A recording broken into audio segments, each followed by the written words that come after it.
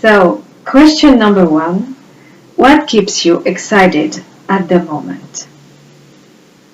Well, inspiration, always. Feeling stories developing in the back of my mind. I like this quote saying, a writer who looks through the window is a writer who works. When you see me lost in thoughts, looking out the window, this means some of my stories are developing, and that's where the magic begins. So, question number 2, what is the source of your inspiration? I would say personal experiences first, people I met along my way, and there is a lot of me in what I'm writing. Even when I write fantasy stories, the villains, for instance, are often based on evil people I have actually met in real life.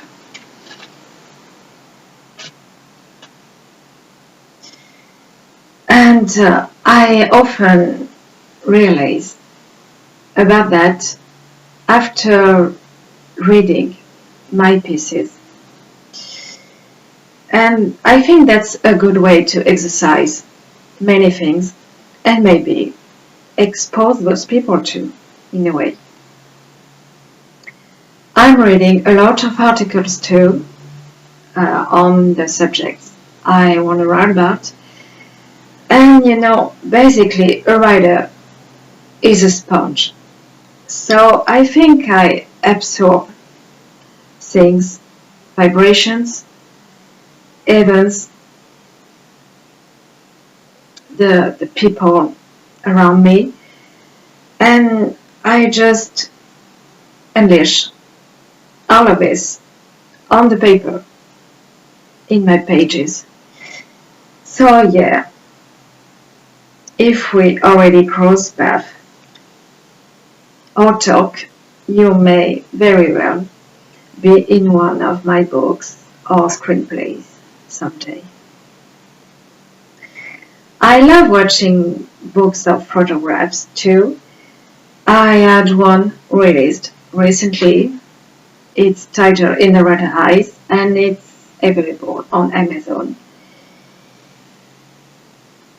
Every photo I look at has a story and conveys something, a background, every face, every place. So I look at the pictures and imagine stories about what I see. And it kind of really triggers inspiration too. What is the difference between writing for film and writing a book or a novel? Well, basically, when I'm writing a book, there's no limit to my imagination. I mean, I don't have to think of the budget of the film, of what I'm writing, and discussing money, which I hate because I'm an artist. I'm not the businesswoman type at all.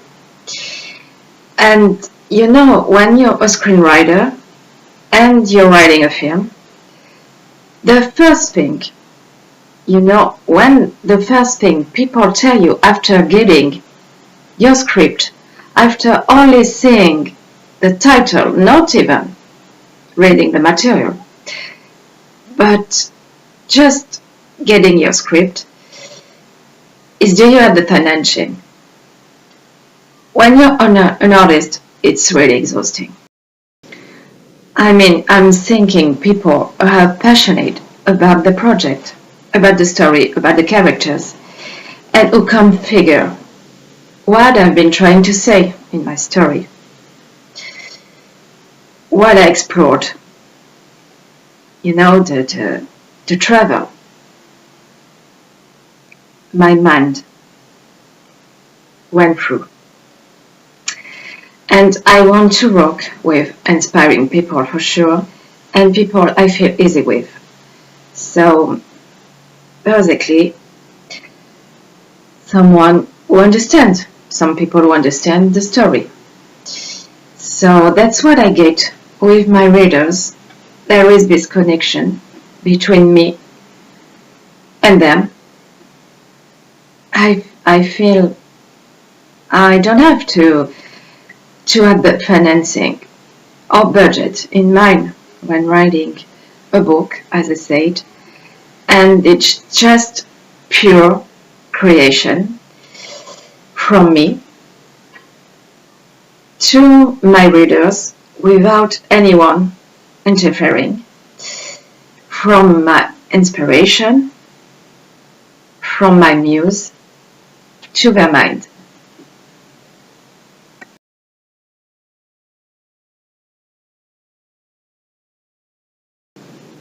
So, White Gold is my latest novel, and I would say it combines my passion, my love for animals, with my passion for writing,